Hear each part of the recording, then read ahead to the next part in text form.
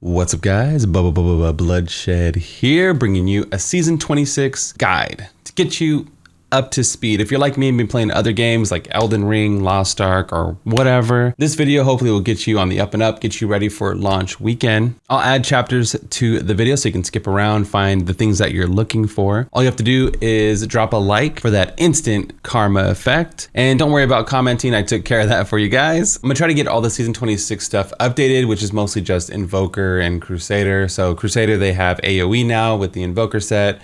Monks use Earth Ally instead of Fire Ally. Raycore got buffed. It's really squishy, but it does a lot of damage. Raycore should be in the A+ tier. So I'll try to get everything updated before season 26 goes live. So if you need leveling builds specifically for any character, like you're going to Necromancer, leveling build, like I have 4 different leveling builds or 3 different leveling builds depending on what you're going for, right? So there's a lot of stuff on the site to go through, but this video should pretty much get you up to speed. That's the point of it, really. The season launches this Friday, 5 p.m. Pacific Standard Time. It's also tax day, so get those taxes, get those extensions filed. It's also Easter weekend, so it's a busy, busy weekend. So I might not have the whole weekend to play, but I'll definitely play Friday and Saturday. So let's get into the tips and tricks. Let's get into the strategy guide. Let's get you guys up to date with the season.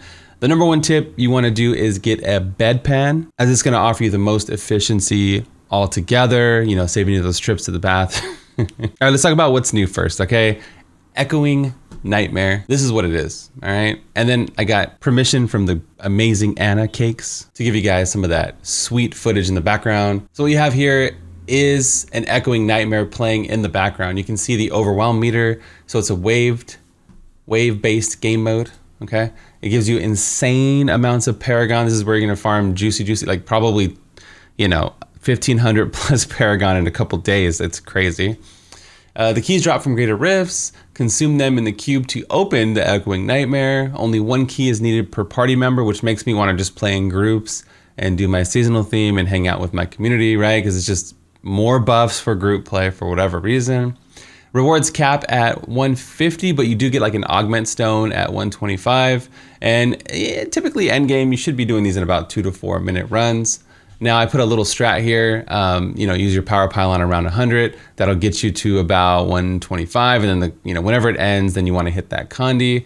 And then to end the event, you just run around to the bar fill. So if you're playing hardcore, you're like, Blood, I'm gonna go in there. I'm gonna get killed. I'm gonna get clapped up. All you do is run around till the overwhelm bar fills up. So you have to survive like 10 to 20 seconds or so. And then it just like you fail, it ports you out. All right, so that's pretty much the gist of the Echoing Nightmare event. Later on, you start getting like these crazy meteors falling from the sky, and yeah, you start to skip tiers. If you notice, like the tiers, the faster you do it, the more you skip tiers. So again, it's supposed to be quick, like a 2 to 4 minute run. It's the first time they've added like an end game mode, and I think that's pretty cool. I think that's a good thing that they decided to give us more things to do, because that's one reason why I love Lost Ark so much, is because there's just infinite things to do. So yeah, hopefully Diablo 4 has more and more things like this to keep us busy, keep us out here slaying, man. I will have one graphic in the description of the video for you guys to download if you want the link. These are just bits and pieces of the graphic, just so you can digest it a little bit easier. So leveling tips are pretty much the same. You want to log in, get your follower weapon, equip your transmogs, your pets, your wings and things.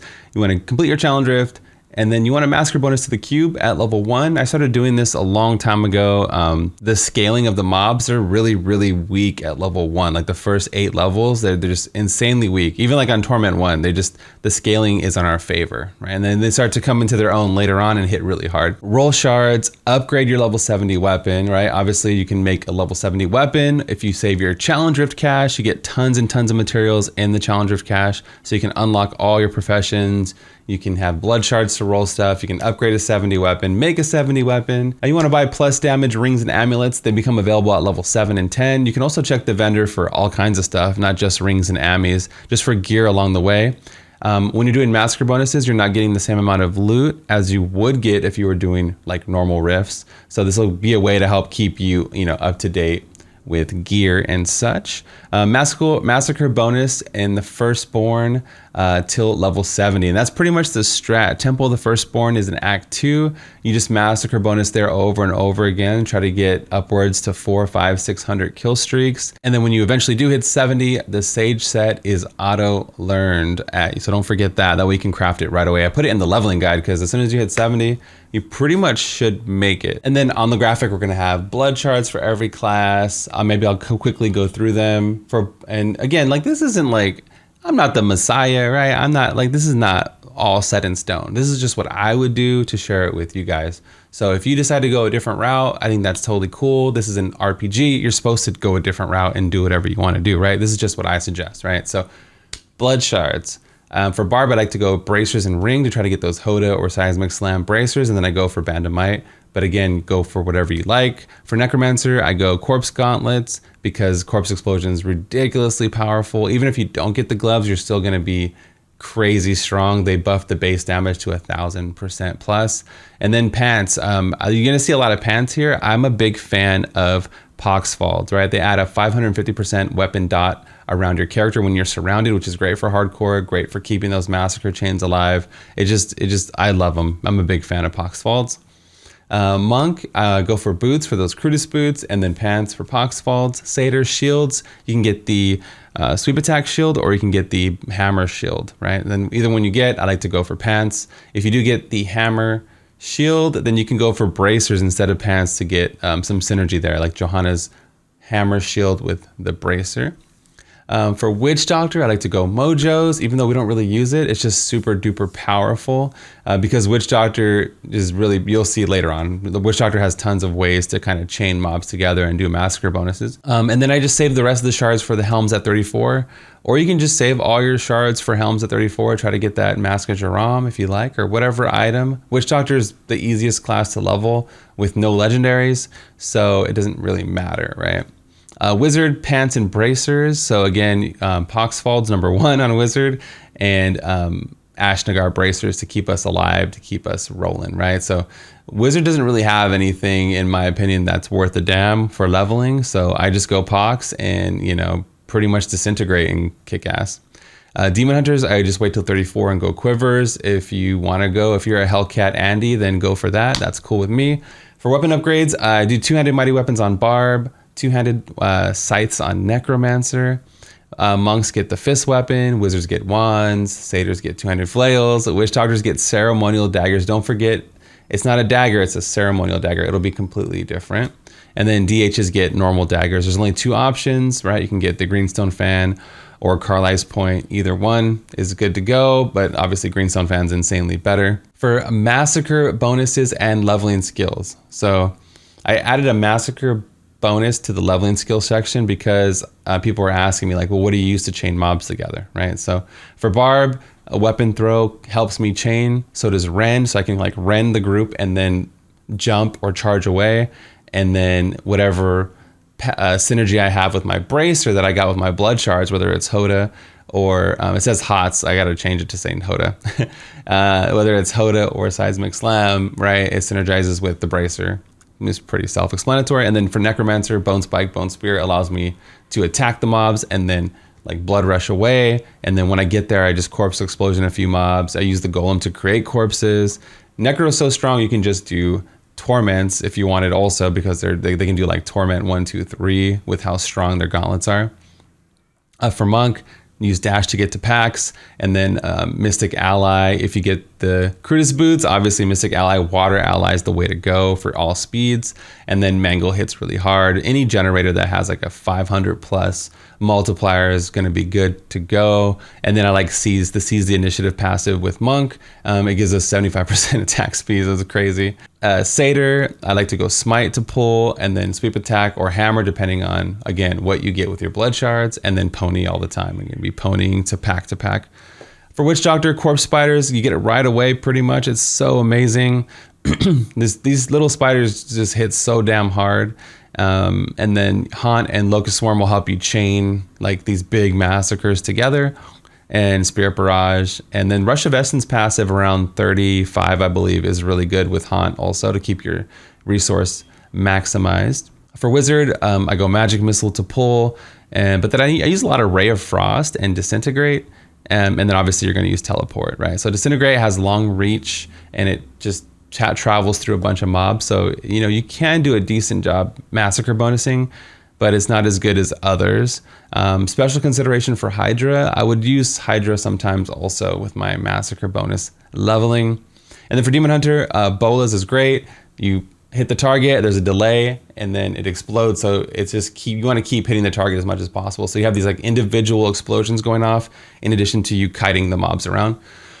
And then Chakram's insane. It has like a full map clear. They kind of move on their own, so you can throw a Chakram one way and go the other direction. Once you get Chakram, it's a game changer. Demon Hunter is really easy to level. And then at the bottom of the graphic, I have a Torment efficiency. People ask me this every single season. So in Torment 6, you have a 100% chance to get a bounty item.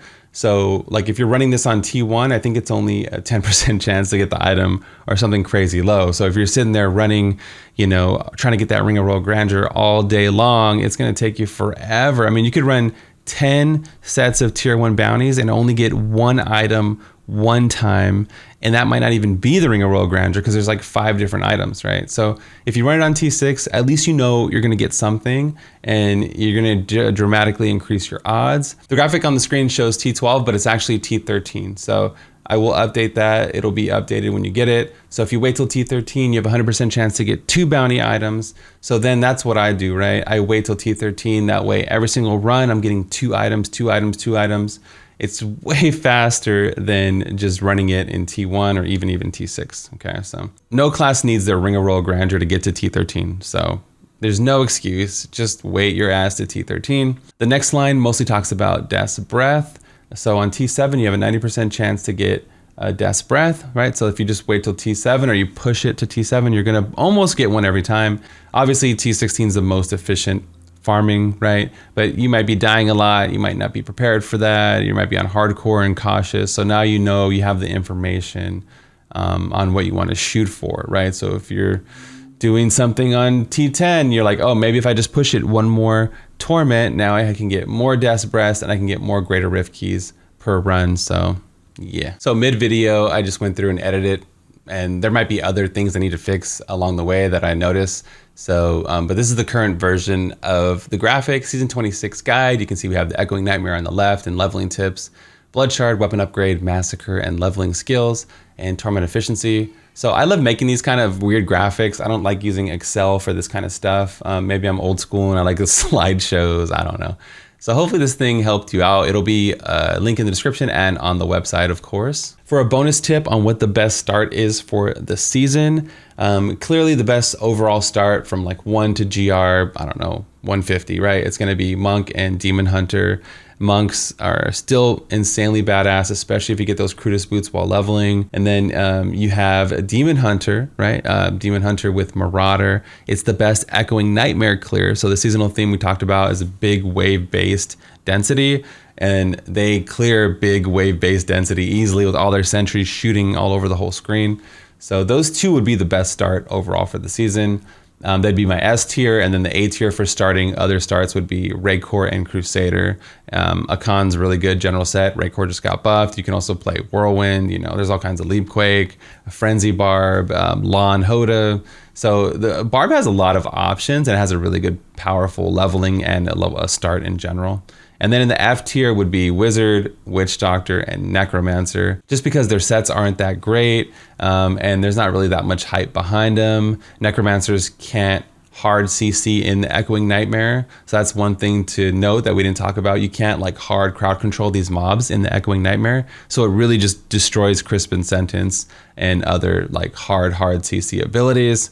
So I would play Wiz, Necro, or Witch Doctor if you want to play one of these builds that you missed, or one of the fun builds like, you know, Lod Twister, or, you know, I like Mundanugu or Corpse Explosion. They're all really good. It's leveling, it only takes 1 to 3 hours for any class, so it's just splitting hairs, but that's what I would say would be the best start, would be Monk or DH. I'll probably just play DH for the wave clear. That's it, Nephilim. I know I've been gone for a minute, you know, I've been busy. I had a son about over 5 months ago now. So he's been growing up big and strong. I've been being a dad, doing my thing. Don't have much time to really keep everything up to date like I used to do, but I definitely can come through and give you one fat video a season and upload live stream highlights to my channel. That's one reason why it's been hard to keep up with the YouTube comments, and I disabled them temporarily just because there's just more things on my plate that I have to deal with. If you want to see pictures of me and him, you can always check my Instagram. It should be down below in the description, instagram.com/bloodshed, or on Twitter. I post pictures on Twitter too. But you know me, I ain't gonna skip no Diablo season. This is like crack for me. I'm gonna have a good time.